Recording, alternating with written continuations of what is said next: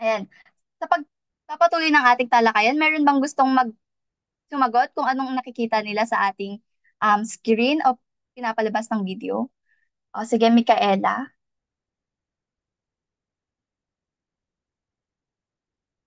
Ano po, Ayan. pinapakita po dito sa video na to yung pag-uusap po ng pamilya nila and pag-open po kung ano nga ba yung mga ninanais nilang sabihin. Tama. Tama si Micaela. Sila ay nag-uusap dahil isa sa mga gampanin ng pamilya ay ang bumuo ng komunikasyon. Maaari mo ba itong basahin, Micaela? Ang pagkakaroon ng bukas na komunikasyon or diskusyon ay isang mahalagang hakbang upang maipahayag ang matibay at wastong batayan sa pangingilatis ng isang mabuting katangian ng mabuting pinuno. Ayan. Isa sa mga gampanin ng pamilya ay magkaroon ng bukas na komunikasyon sa loob ng pamilya dahil ito ay may malaking papel sa paghubog ng kanilang pamilya upang magkaroon ng tamang pananaw sa pagpili ng mabuting pinuno. Dahil ang pamilya daw ay dapat ang maging isang lugar na bukas sa malusog na komunikasyon dahil ito ay nagbibigay daan para sa masusing pagtalima sa mga isyong panlipunan at mahuhubog ang mga anak sa sapat na kakayahan sa pagpili ng isang mabuting pinuno. At ito ay isa sa mga gampanin ng pamilya na dapat taglayin dahil ang pagtatalakay sa loob ng pamilya tungkol sa mga dapat na layunin ng mabuting pinuno at katangian ng mabuting pinuno ng bayan ay dapat nating magkaroon ng bukas na pag-uusap sa ating pamilya. At para sa ating panghuli, ayan, maaari nyo bang sabihin kung ano ang pinapakita ng ng picture na ito? Ayan, sige Faith, sa tingin mo ano yung pinapakita ng picture na ito?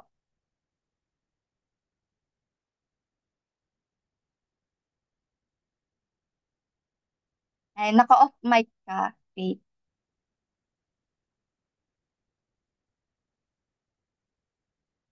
O kaya maaari nyo ding i-chat kung ano yung nakikita nyong picture sa screen natin ngayon.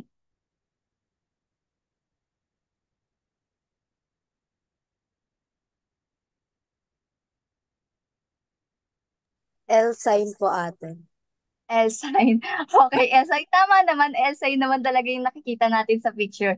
Pero ito ay sign ng pagboto. Yan, meron siyang ink sa daliri niya. So, isa sa mga gampanin ng pamilya ay ang makilahok sa partisipasyon, o makilahok sa mga gawain sa bago ang halalan. Dahil ang partisipasyon sa halalan ito ay maaaring maging responsibilidad ng pamilya upang bumoto para sa demokratikong lipunan o upang maging matatag ang demokratikong lipunan sa pamamagitan ng pagtuturo ay ito ay mahalaga upang mabuild yung responsibility nating mga um, kabataan o ng bawat parte ng pamilya na makilahok upang pumili ng isang mabuting leader. At susunod naman na talakayin natin ay ang kahalagahan ng pamilya bilang sandigan ng matibay at wastong batayan sa pangingilatis ng mabuting pinuno sa bayan. Una na dito, dapat daw ang pamilya ay mayroong edukasyon dahil ang pamilya daw ay nagbibigay halaga sa edukasyon ay na naglalaan ng pundasyon para sa kritikal na pag-iisip at pangingilatis ng mga pinuno na may mataas na antas ng kaalaman at kakayahan. Ang pamilya daw na ang edukasyon daw ay naglalarawan sa isang kritikal na papel na paghubog ng pamayanan na may sapat na kaalaman at kakayahan na makapili ng mabuting pinuno. Dahil ang edukasyon ay nagtuturo sa atin ng mga kasanayan, maaring ma-develop dito sa atin yung kritikal na pag-iisip na piliin o magkaroon ng kritikal na mapanuri upang masuri yung mga plataforma at kwalifikasyon o katangian na dapat meron ng isang kandidato. Ang mga individual na meron daw mataas na critical thinking o mapanuri ay makakapili o magiging matalino sa pagpili ng isang mabuting pinuno. Pangalawa naman ay yung pakikipagkapwa-tao. Dahil nasabi kanina ni teacher na ang pamilya ay isa sa mga una nating nakakasalamuha, ang pakikipagkapwa-tao ay mahalaga at ito ay nagiging pundasyon para aktibo tayong makipag-participate sa mga nagaganap sa ating lipunan o sa ating lugar. Dahil dito maaaring mabuild yung ano natin, mabuild yung social awareness natin at malaman natin yung iba't ibang mga um, issue sa ating lipunan. At pangatlo naman ay responsibilidad. Um, binibigay ng isa sa mga kahalagahan ng pamilya ay yung i-build yung responsibilidad um, ng pagpili ng isang mabuting pinuno dahil ang pamilya ay may mahalagang papel sa paghubog ng mga individual. Kabilang na dito ang kanilang mga kakayahan na makapili ng isang mabuting pinuno. At ang pamilya din daw ay isa sa mga mahalagang bahagi ng lipunan na may malaking impluensya para sa paghubog ng isang individual upang makapili ng isang mabuting pinuno. At para sa susunod ay, ito ang mga wastong paraan upang paano ba tayo makakapili ng isang mabuting pinuno ng ating bayan. Una, ay itala natin yung mga mahalagang, itala natin yung mga mahalagang kwalifikasyon at karakteristik na meron dapat ang isang individual. Dahil dito, maaari nating makita o malaman yung iba't ibang mga katangian nila at makita natin kung ano ba yung pasok na kwalifikasyon para sa atin. Pangalawa naman ay ang pagsusuri ng mga plataporma ng mga kandidato. Ito ang isa sa mga mahalagang um, um, proseso upang makita natin o makilala natin ang mga pinunong pipiliin natin, na suriin natin yung mga platapormang ibinababa nila at ang mga katangian na meron sila upang masusi nating malaman kung meron ba silang layunin, mabuting layunin sa ating pamayanan. At pangatlo naman, alamin natin at pag-aralan Teacher, yung mga may tanong po ako. ay, sige po, teacher. Teacher, bakit po kaya nananalo pa yung ibang mga pinuno na wala naman pong pinakitang plataforma pero dahil sikat sila, mas nananalo pa po sila kaysa dun sa meron talagang mabuting balak para sa ating bayan? Ano po kaya ang dahilan nito, teacher? Maaring meron pa rin talagang pagkukulang ang iba sa mga pag pagkukulang sa mga pagsasaliksik o maaari din naman ang iba ay naimpluwensyahan sila ng kanilang mga kaibigan o um, dahil ayun, nakikita natin na yung iba ay nagkakaroon ng impluwensya, maaring na-impluwensyahan din sila na iboto na lang yung kandidato na yun kahit hindi naman talaga credible yung mga binababa nilang um, mga um, mga credentials. And dito, maaring isa sa mga dapat nating i-improve na sa mga Pilipino na maging mapanuri dapat tayo at hindi lang dapat tayo sumunod sa mga sinasabi ng lipunan at dapat maging matalino talaga tayo sa pagpili ng kandidatong ating iboboto dahil ito ay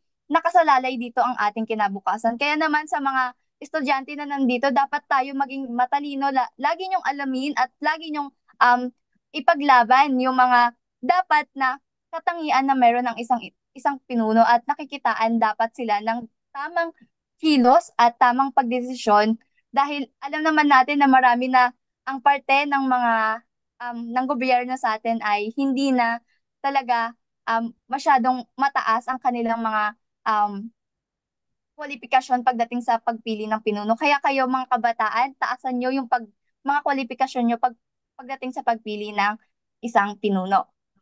Teacher, pag-uwi ko po sa bahay namin, ano po sasabihin ko sa mga magulang ko para maturuan nila kami na pumili ng mabuting pinuno? At saka, pag irarank niyo po yung mga magulang namin sa 1 to 10, sa totoo po, ilan ang rank niyo sa mga magulang ng mga Pilipino sa pagtuturo nila sa tamang pagpili ng pinuno sa kanilang mga anak? Para kay Salamat, teacher, teacher. siguro irarang po ang ating mga magulang pagdating sa pagpili ng mga pinuno sa masasabi ko 6 or 7 na rating kasi para sa akin kulang pa rin ang gabay nila pagdating sa pagpili ng mabuting pinuno at dapat pa rin talagang i-improve at magkaroon ng kaalaman ang mga magulang. Hindi lang dapat ang mga anak ang tinuturuan na pumili or maging matalino sa pagpili ng pinuno. Dapat din ang mga magulang ay maging open o maging bukas sa iba't ibang opinyon na meron sa ating lipunan dahil dito nakasalalay ang kinabukasan ng kanilang mga anak sa pagpili nila ng isang pinuno. Ayan, maaari mong sabihin sa iyong magulang na na maaari na paano niyo po ba ako maaring tulungan sa pag-develop ng pag-develop sa pagpili ng aking ng mga pinuno na dapat na aking iboboto, na meron dapat pong matibay na pundasyon, katulad na lamang dapat hanapin nila ang pagkakaroon ng credibility at merong pagiging tapat at pagiging bukas, at also dapat maging competent din ang dapat na pinuno na ating pipiliin, dahil dito makikita natin kung kaya ba niyang um, lakaran or kaya niya bang tayuan yung posisyon kanyang tinatakbo. Salamat, teacher. Yun po. At para sa ating, ayan, dadako naman tayo sa ating aktibidad. Ayan na, dito susuriin nyo kung meron, ayan, kung dahil tapos na tayo sa ating talakayan, meron tayong aktibidad na gagawin, at ito ipinamagatang iboboto mo ba siya. Dito malalaman natin kung natutunan nyo ba o may natutunan ba kayo sa ating talakayan ngayong umaga. Ang gagawin nyo lang ay, ito, basahin natin ang ating panuto. Ayan. Ayan. Babasahin ni teacher ang panuto. Sagutin ang bawat sitwasyon, isulat ang salitang iboto na nangangahulugang na ninanais mong iboto ang tumatakbong pinuno, at hindi naman kung hindi, at ipaliwanag mo kung bakit ito ang iyong napili. Isasend ni teacher sa chat box ang ating activity at maaari nyo na itong sagutan.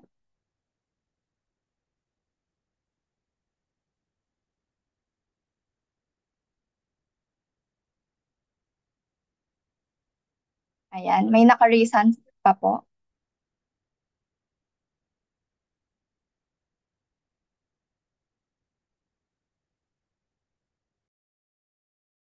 Ayan, meron kayong 3 minuto para tapusin ng ating aktibidad.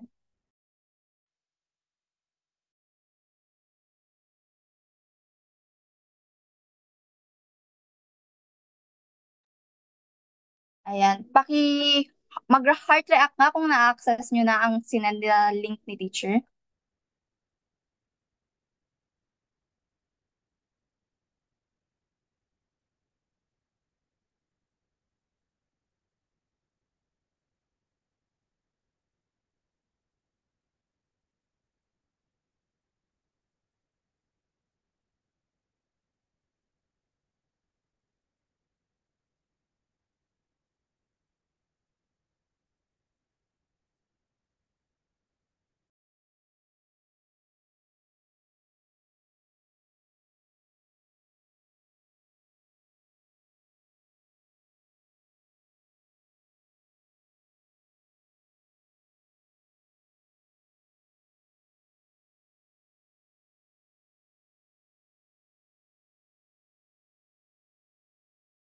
Ayan, tapos na ba ang lahat?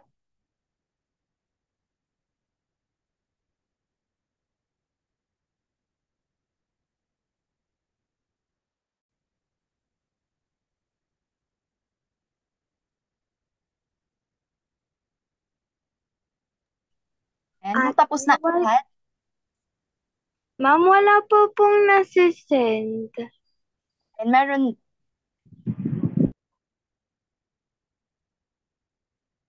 wait lang. Ayan. Maaari nyo ding i-scan, kung hindi nyo makita ang link.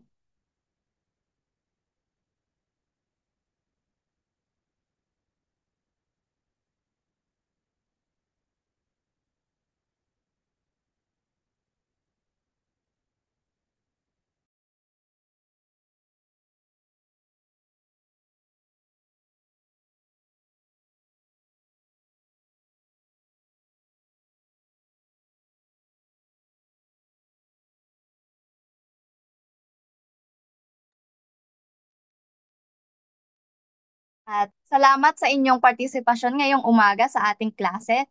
Salamat dahil kayo ay nakinig sa amin, at lubos naming na-appreciate ang inyong pag-attend ngayong umaga. Salamat, Grade 7 Rizal. Thank you po. Thank you po. Thank you po. Thank you po. Thank you, participants. May I request the evaluators to please stay